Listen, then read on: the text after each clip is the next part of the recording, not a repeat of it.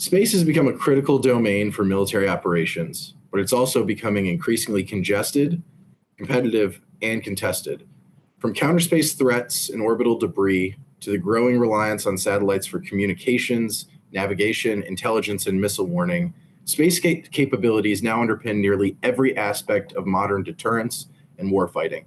In this discussion, we'll examine how the U.S. and its allies are preparing for operations in contested space environments, how resilience and deterrence are evolving in orbit, and how military and commercial partnerships are reshaping space architecture.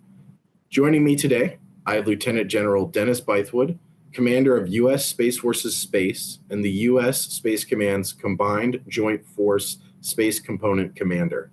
Also, we have Lieutenant General John Shaw, the former Deputy Commander of U.S. Space Command and a retired U.S. Space Force officer, and Victoria Samson, the Chief Director for Space Security and Stability at the Secure World Foundation. Thank you all for being here. Let's dive right in. Lieutenant General Bythewood and Lieutenant General Shaw, I want to start with both of you. So let's take a minute. Let's wind back the clock to when you both were young second lieutenants. Lieutenant General Bythewood, you started your career, according to your bio, as a range systems manager at Hill Air Force Base. Lieutenant General Shaw, you were a deputy crew commander and spacecraft systems engineer with the 1st Space Operations Squadron in Colorado. I'm curious, what was your understanding of the military space environment then? How do you view it now? And did you ever imagine that there would be a Space Force, let alone that you'd play such a crucial role in it? So maybe I'll go first, since I have that. I think I'm a little older than General Bythewood. And yeah, when I was in that job that you mentioned, Thomas, in the early 90s, we were just coming out of Desert Shield, Desert Storm, which many call the first space war, right? And why we called it that is it was really the first time we had a conflict where space was participating directly in influencing, operations and enabling our troops on the ground. And so that's where I kind of got started. And it wasn't only, but we already were just, and seeing how space was a little bit different and how it was accelerating in its utility, even back then, to joint warfighting. I finally remember Chief of Staff of the Air Force, Ron Fogelman, in the mid-90s, talking about we're an air and space force en route to a space and air force. That was a pretty visionary statement for an Air Force fighter pilot back then to say, hey, at some point, the space capabilities are going to become the lion's share of what we're focused on as a service. He didn't give a timeline for that. And then I can point to a lot of other things too. We had the Rumsfeld Commission in 2001 that suggested, recommended a Space Corps. And the whole rationale behind that was that there are enough differentiation between what a space focused capability would need as opposed to an air focused capability. That was time to think about that. So I'll stop there and let Dennis kind of come in. But that started early on. That was a drumbeat of discussion that's been around. It was around my entire active duty military career, and we saw it culminate in a sense with the Space Force creation in 2019. But that is still, we're still moving forward. It's just the beginning of the beginning. Yeah, so my first job, came right after that, that opening, and so, I was introduced to space in the sense that we were testing air-to-ground munitions, and they were GPS enabled, and so I was able to kind of see from a range system standpoint up at the Utah Test and Training Range how air crews employ GPS enabled munitions to strike targets with precision. And so, that was the beginning salvo of that career. My second job moved from the GPS side to the SATCOM side, right? So, so I was able to be, the manager for the test campaign on what was in survivability analysis of what was our first UAV. So the Predator, system as that was coming out in the mid 90s, was now using satellite communications to do remote, unmanned air vehicle operations, over the horizon within test ranges, which now is ubiquitous, right? We fly them all the time, and we're flying quadcopters out of your backyard, right? And so I was able to see kind of this growth of space-enabled warfighting, across that mix, which, as General Shaw said, has only proliferated and advanced across that line. I will say, as a young second lieutenant, I wasn't imagining, how all of this would become commonplace in our lives, just as Americans and across the globe. But clearly, it drove advantage and warfighting advantage for the United States of America, even within those times. Victoria, following up on that, in your roughly 30 years of experience in military space and security issues, I'm curious, how did you view the threat environment of the domain when you first started analyzing it? How do you view it now? Well, it's evolved a lot. I mean, as the use of space has changed, there have been new missions for space, more actors in space, both in terms of commercial actors, but also countries as well. So I think the threat environment has gotten a lot more complex and challenging to operate in. You know, one of the gentlemen mentioned the Rumsfeld report, and that talked about a space Pearl Harbor. There was concern at that point that it could be an issue, but then almost immediately we had September 11th, and the focus went back to Homeland Defense, and that was really where I think a lot of the attention was focused in those days. Missile defense was brought up slightly, but again, it was more, area defense, regional missile defense, things like that. It wasn't until I think really the past decade or so that has become much more prevalent in people's minds. And I think particularly that's because space is driving so many services, capabilities, apps. GPS is part of our life, and people understand that. So I think it's been interesting to see how much it's expanded as well in terms of countries developing military space organizations, getting interested in having space situation awareness. Even now, I count 4 countries that are talking about the need to have um, um, inspector satellites. They call them bodyguard patrol satellites. Germany, Japan, France. So it's really interesting to see, and India. So it's really interesting to see how this has all really changed. Yeah. I think one thing that, won't be a surprise, and I think for anybody who follows the topic of militarized space, a significant flashpoint, of course, was the 2007 Chinese anti-satellite missile test, created the largest field of space debris in history. I'd like to hear from each one of you what your reaction was at that moment, being a part of this community, what that moment felt like, and what have we learned about the threats in space since that incident? Okay, well, I'll go first. I remember when that event happened, and I think my first reaction was, why would they do that? We have to point out that the first satellite intercept in space, that was not the first one.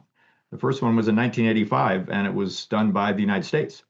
An F-15 launching an air-launched ASAT to destroy one of our satellites. And we figured out we could do that, and then we also figured out something else from that event, and that was a bad idea because of all the debris that it created.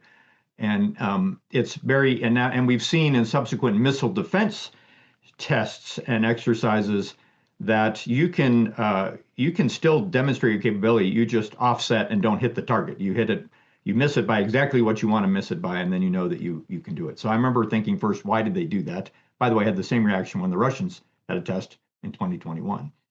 And then a second reaction, a little bit more deliberate, was, hey, they're serious about depriving us of space capabilities. We've always thought about it, but here's an instance. Hey, I agree with John. At the time frame, I was, both astounded that they would, execute that ASAT test and the debris that it caused, which then pollutes the environment. But also, it was clear that they were moving forward with counter space capabilities that would hold our assets at risk and change the nature of the domain.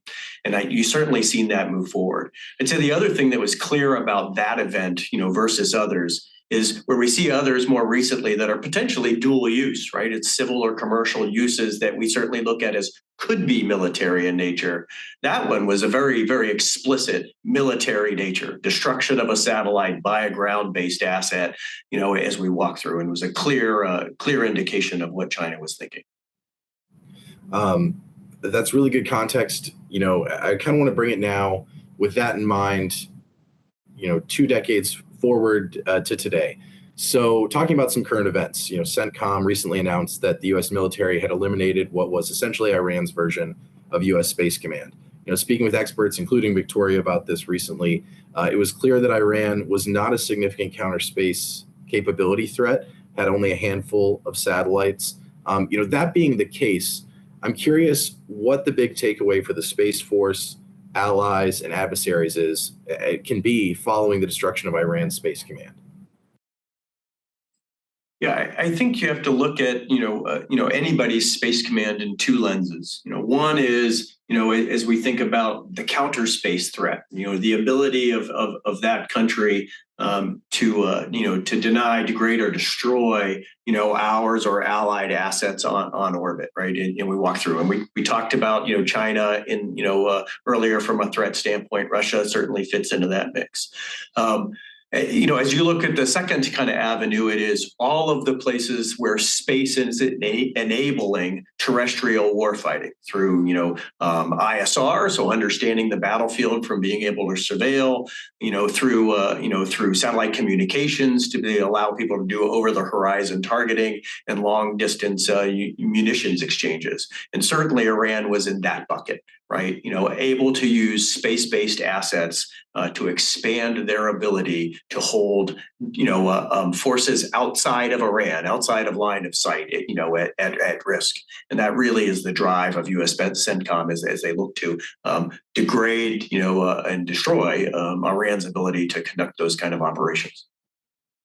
I would jump in and say as well, one of the things that Iran has in terms of counter space capabilities that I think a lot of people forget is they're very good jammers. That's where they're a strong point. They were able to spoof Starlink in January to prevent people from having access to the internet. And that's really where I think their strengths lie. A lot of their space capabilities are very rudimentary. They do have some satellites up in orbit, but they're not very good resolution. They've had a really hard time launching their satellites, things like that. And I think oftentimes people, when they think about counter space capabilities, they only focus on stuff up, in space. But the ground segment, the user segment, the cyber segment, those are also ways in which countries can interfere with space capabilities. And Iran is very good at the ground segment parts. Yeah, I agree with everything that was said. I just need to point out to the audience that a tertiary reason that they had a space command space capability, or maybe not even the tertiary reason, is to develop a long-range ballistic missile capability. North Korea followed the same pattern, and when Sputnik happened in 1957, one of the biggest reactions to that was a realization the Soviet Union could strike the continental United States with a missile, because if you can get to space, you can hit anywhere on the planet. Victoria, also, I want to circle back on the Chinese anti-satellite test. What was the big takeaway for the space community with that? Well, there were a couple things. One, the reason why even people knew about it was because the civil society, the CSAT, that people just like to watch space, they had said, that's weird. There's this satellite there, and where it should be, there's a bunch of small objects. What went on there? And, they were the ones that actually alerted the media and said, hey, we think there might have been some sort of anti-satellite tests. So for me, one of the big takeaways is that you cannot hide things in space anymore. As much as you may want to classify them, you cannot. Second of all, I would point out, it was mentioned earlier about the debris. It was one of the biggest single generations of debris ever. There are over 3,500 pieces of trackable debris created. Of that, 2,500 are still around, and that's going to be endangering satellites in space for years, decades, maybe even the better part of a century. But finally, I would like to contextualize it. It was a shock when it happened because there had not been an anti-satellite test for the better part of a decade. But there have been, counter space anti-satellite tests from the beginning of the space age. The United States did the first one in 1959. The Soviet Union did the first one in 1963. And then we see during the course of the Cold War, there's a lot of tests going on. They kind of peter out. The wall falls. The Soviet Union dissolves, and there's a break for about a decade. And then it picks up again with China in 2007, and then we have another decade, and then you have India in 2019. So it's a really complicated environment that a lot of actors have created these destructive anti-satellite tests in. Absolutely. Going to some other recent current events, Space Force officials have discussed the significant role the Guardians have played in recent operations. So that includes the U.S. military strikes on Iran's nuclear facilities last year, operations in Venezuela. Both those operations relied heavily on space capabilities. Generally speaking, what survivability considerations need to be taken into account for space-based assets during operations like this? How are adversaries looking to degrade the space-based support to the joint force in crucial moments? Yeah, from my perspective, I think, we hit on many of the things we just discussed with Iran, right? And Victoria hit it, spot on. Kind of usually the first, endeavor is just jamming, right? Where an adversary, is using ground-based dig jammers in order to deny either satellite, capability or the ability to bring back an image, things, within their domain. And so that's certainly one, right? And so we certainly have to look at, resilience within the architectures, anti-jamming capabilities on military satellites, resilience to directed energy, threats as they come through within our intelligence, surveillance, and reconnaissance satellites. Orbital diversity comes into that mix as well, so that we're able to do our missions from different orbits and therefore drive different threat vectors that an adversary would have to be able to do to deny us, those space effects as we walk down through that line. And so you hit it in almost every, branch of, the space architecture, whether it's the on-orbit satellites, the links that we're protecting that allow us to both to send commands up and bring data, back down. And then, to be honest, the ground infrastructure, right, that can be threatened, through direct kinetic strike, as we've seen in Iran, and or cyber or other actions. So I think General Bythewood did a nice job answering that. I would provide some historical context, right? This is just what I think is the normal evolution of a domain when it comes to warfighting. There was a brief period at the beginning of World War I where opposing airplanes waved at each other. It was like, yeah, the fight's down below, it's not up here. That didn't last very long. In fact, I think the reaction was when the first shot was fired, it was like, can they do that? And then we saw it normalize into other domains. Of course, you're going to want to deprive an adversary of its advantage in any domain, and we shouldn't. So that has to be that. So in a short answer, Thomas, that will be the doctrine moving forward. We're going to have to protect our capabilities because they will come under attack. We're going to have to go after the bad guys' space capabilities, realizing that theirs and ours are all supporting a much bigger multi-domain fight. I would just add, in addition to, as it was mentioned, electronic warfare, cyber, things like that. Other things to keep in mind as well is that there are a lot of rendezvous and proximity operations going on in space, close approaches where satellites are getting up close to each other country satellites. This is happening both in low Earth orbit and geostationary orbit. The US, Russia, and China are all doing it to each other. And so I think a consideration would be, is someone listening into what you're communicating, what your satellites are broadcasting, or what they're trying to hear from. So that's something to think about in a time of conflict. And then finally, we're really seeing the commercial sector get very involved in active military conflicts in terms of providing capability data services to combatants. I think that's always been sort of the case, but it absolutely is definitely the case in Ukraine and happening, I think, in Iran as well. And so there's, the idea that they are considered lawful targets now. Now that just because they're a lawful target does not mean that they can be immediately gone after. The laws of armed conflict still apply. You have distinction, proportionality, military utility, those principles all still apply, but it is a consideration. I think maybe some of the commercial actors aren't recognizing that as such, but it's something they'll have to think about in the very near term. All great observations. I think it's great when a conversation flows like this, because this goes into exactly what I wanted to talk about next, which is, the concept of dynamic space operations. I think we're hitting on a lot of those themes that, when we talk about what the future of the operating environment looks like. Lieutenant General Shaw, you've described this as a combat mindset for space-on-space operations, and it relies heavily on maneuverability and resiliency. Let's start with you, and I'm curious, how do you see the Space Force embracing this concept from when you were in your previous position to now? If there's any examples you can provide of it, that would be great. And then also just for the entire group here, just, how the Space Force is embracing it, and how are our adversaries embracing this? Are they also embracing the concept of dynamic space operations? Okay, I'll try to be concise with all of that. And I don't know if that's possible, but I'll try it. Hey, so I think the idea of dynamic space operations is a realization that the way we've done space up to date is positional space operations. Now, that may not seem intuitive to a lot of people when you think about satellites in low Earth orbit, 17,000 miles an hour.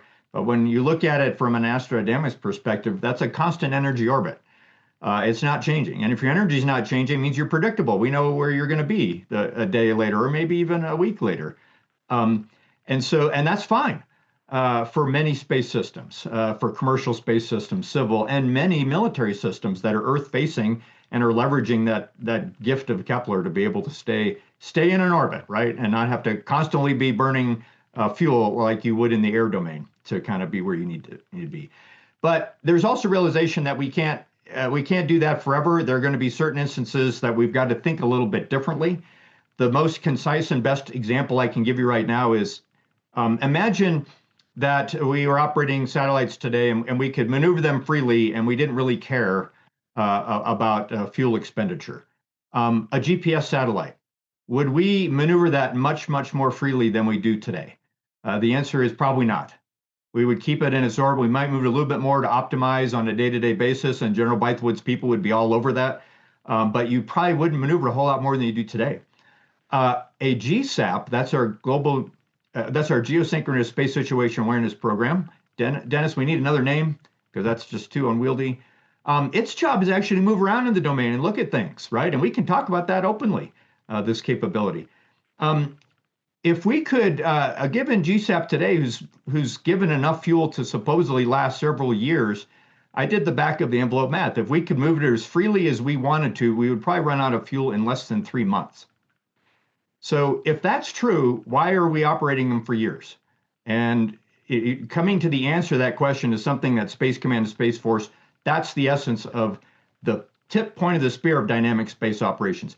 It's actually much broader than that. It tends, how do we be more responsive across the architectures that we have, ground and space, and in cyber, to be ready to react. So we have to shift from a space support mentality to a space combat mentality. It's a very short version up front, but hey, I'd like to turn over to General Bythewood because he's dealing with these operational issues today.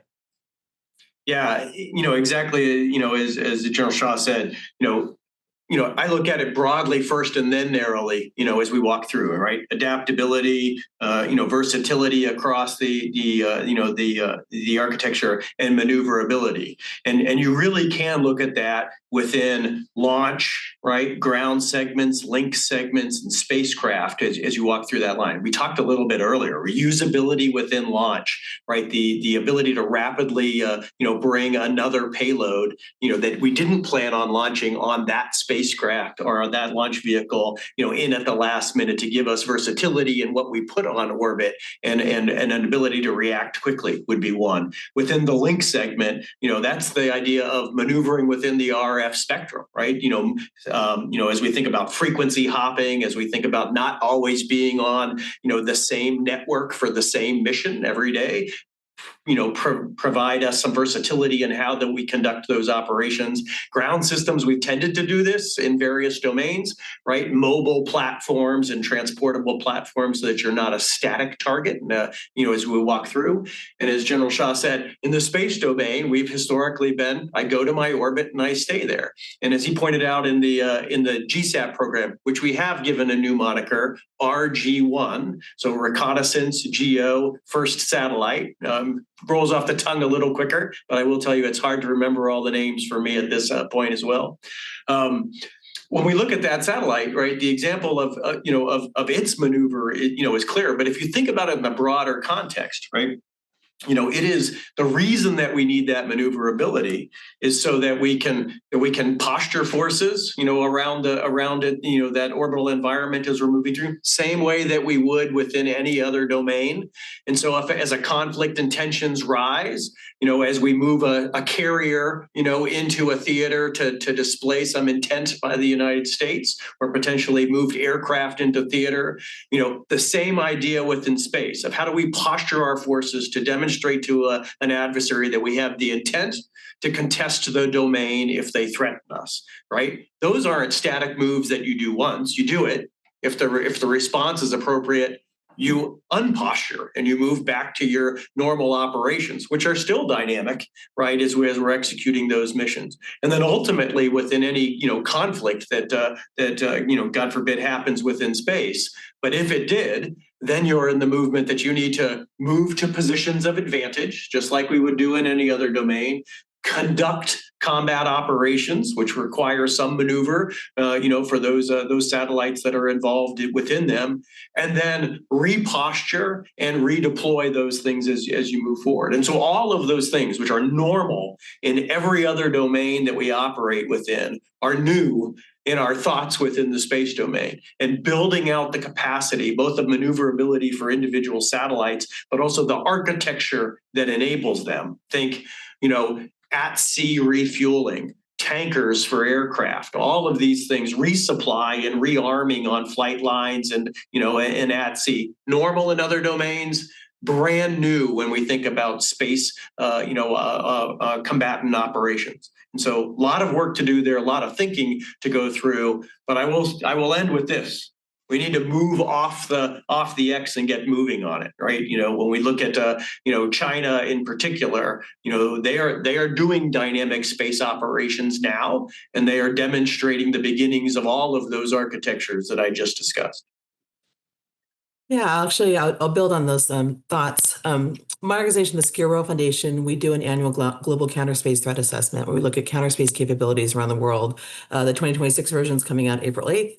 Yeah, I'm contractually obligated to mention that. But we include, we call this co-orbital counterspace capabilities, because any kind of, be able to move that freely and conduct these rendezvous and proximity operations, it can also be a co-orbital capability. You can get it close to another satellite to service it, to refuel it, or you can be getting it close to release objects at a high velocity, to image it, to jam it, what have you. We don't know for sure. It's a lot of the same basic capabilities there. So China and Russia are also conducting these rendezvous and proximity operations. China spent last year, SJ-21, SJ-25, two satellites did a close approach from an imaging viewpoint, at least open source. At times, you could not distinguish them. And the thinking is that SJ-25 refueled SJ-21, and they were docked for the better part of the year, finally undocked, and then continued to do really close approaches with each other. That's just one example. Russia also has a habit of launching satellites that then release objects, and then they do close approaches with that. So, for example, you had Cosmos 2558 release an object, 2558, release object C, started doing close approaches with it, and that was in GEO. You had Cosmos 2589 released an object that eventually turned into Cosmos 2590, and then they conducted close approaches with each other. So there's definitely, I think, an acknowledgement that you need to have these dynamic space operations. And I think we need to be aware that the United States is doing it and other countries are doing it as well. And it's changing the space environment to a much more active and I think complex domain. Hey, if I can put an end note on Victoria's great rundown there, that SJ-25, SJ-21, bringing together and then backing away, the high point of that was a massive maneuver that both objects did simultaneously, the largest one we've ever seen, anyone's ever conducted in geosynchronous orbit, over 300 meters per second. That was kind of a smoking gun. It was probably a refueling operation, because it's unlikely that the SJ-21 had that fuel aboard. But anyway, I just point out that's probably the apex there of what General Bythewood was talking about in terms of China conducting dynamic space operations. Mm-hmm. Yeah, and so I think if you look at it within architectural space, right? Then the question as we try to manifest the capability to do all the things that we just talked about, is that you end up with really, I think, two distinct choices. One, if you're going to do dynamic operations and to be able to campaign, posture, unposture, execute combat operations if you have to, redeploy and rephase those operations, you either have to continually launch new capability because you're using up its fuel and any other consumables that it has in order to sustain operations over any period of time. Or, like we do in other domains, you have to field an architecture that allows you to top off the fuel tanks and resupply consumables, within those lines, just like we do everywhere else. And that becomes the mix. Operationally, I could make the argument that if we launched new capability every 3 months and it had the quantities I needed to conduct operations, that I'd be good. And I can conduct those operations with a completely non-reusable architecture, right? that is extremely cost prohibitive once you get to large numbers of, of assets and you walk through that mix, which is why you start to explore things like, resupply, refuel, and other things to ultimately give you both the flexibility and the adaptability you need, within that line as you're executing maneuver operations, but also to allow you to sustain them for a period of time, that would extend beyond, first engagements, first days of a conflict. I just want to, again, one last build onto that. I think as our use of space is evolving and, what we do in space is changing, we need to have a common understanding what's considered responsible behavior in orbit. And we just, across the national system, we don't have that as of yet. And it's so crucial because some of these capabilities can be done as brought up. It's like, hey, simple refueling. We're just trying to make sure our satellite is going to work for long term. Or it can be done to interfere with another country's satellite. We don't know until it happens. And so my concern is if we don't have a common understanding what's considered responsible behavior in space, you could have inadvertent escalation at a time when we really can't afford to do so. And this is a great also primer for we're talking about concepts that are supposed to be discussed within two documents that General Chance Saltzman, Chief of Space Operations, has been teasing for some time now, and that's the Future Operating Environment, which is looking at those forthcoming threats and trends that the service is seeing in space, as well as the Objective Force, which is looking at those systems, units, infrastructure, and personnel that are needed to achieve, what he calls space superiority by 2040. I know he has started to brief some people on the findings in those documents, and I'm curious, what, if anything, anyone has heard about those two documents, and also what you're looking for and why we should pay attention to them.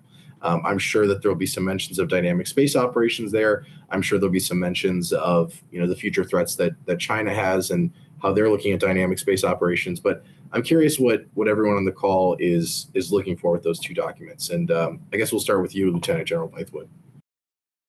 Yeah, so I won't get ahead of this CSO on specific content as we walk through those mixes, but certainly for both of them, the themes that we're trying to get after from a Space Force standpoint, as we look at the future operating environment, it is just like any other domain you'd look at.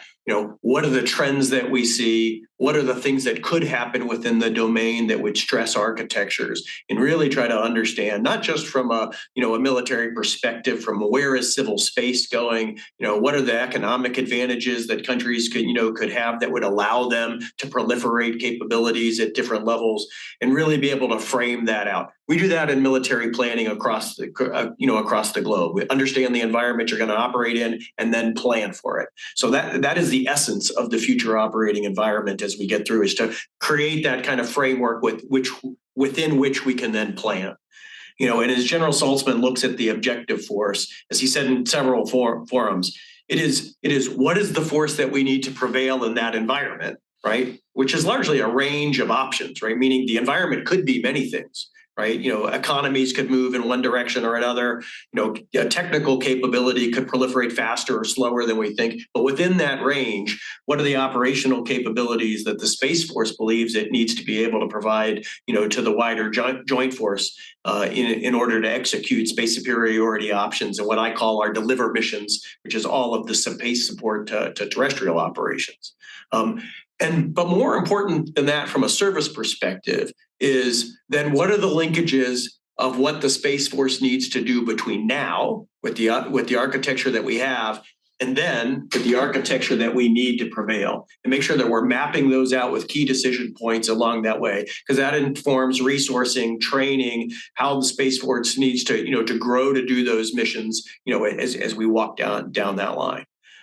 We tend to think of things within mission threads as we walk down those lines, providing, position navigation and timing, providing SATCOM, right? Conducting missile warning operations, conducting space superiority operations, within those pieces. And things like dynamic space operations are then discussed in terms of how they enable us to do those other missions. I'll give a short answer. I think these approaches are exactly what you expect a service to do. And in fact, they're similar to approaches the other services do. What's kind of different, though, as we've talked about, is that, if the Chief of Naval Operations were to put out a new, objective force piece for the Navy in the future. It's building on a lot of what's already there and what we understand how maritime warfighting, which is still changing, but there's a big foundation that it builds on. We're transitioning, we're building the Space Force from the beginning. The idea of doing, we talked about already today, the idea of space combat mindset, doctrine, architectures, concepts of operations are new. So this is an opportunity to move very, very quickly, and you must move quickly to stay ahead of an adversary. But it's also a bigger challenge in that you don't really have that foundation to build on, and we have to really think hard about it moving forward. So I'm actually optimistic, enthusiastic about this approach, and I think it'll get us on a path that we need to be for space warfighting. I think both generals are really deep in it. So the only thing I'll add is the one thing that I would be looking for is a focus on non-debris causing offensive counter space, or at least a prioritization on that. Largely because, as was mentioned before, this debris affects everyone. It's a concern, not just for the United States, but for our allies, things like that. The United States 4 years ago made a commitment not to conduct destructive direct ascent anti-satellite missile tests, largely driven by the fact that the debris is going to be a real challenge. You don't want to sully the environment that you need to interfere with your space assets. 37 more countries have since joined the United States in that, and so I hope we will continue to do that moratorium, because again, debris is going to follow the laws of physics. You can be an ally of the country that created the debris. You can be an adversary. It's going to affect you the same way.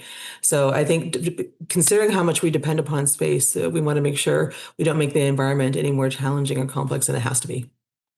Hey, I'd like to say, just in case some of the viewers think that there's a divide between what Victoria just said and the military people on the net here, I actually completely agree with that. And why do I? Because, I and General Bythewood and others, we devoted our careers to the space domain, right? I've never met a naval officer that relished the idea of oil slicks on the water. They were a necessary, maybe, effect of trying to achieve objectives. But I just needed to say that if we can do it proportionally, minimize collateral damage, we should do it.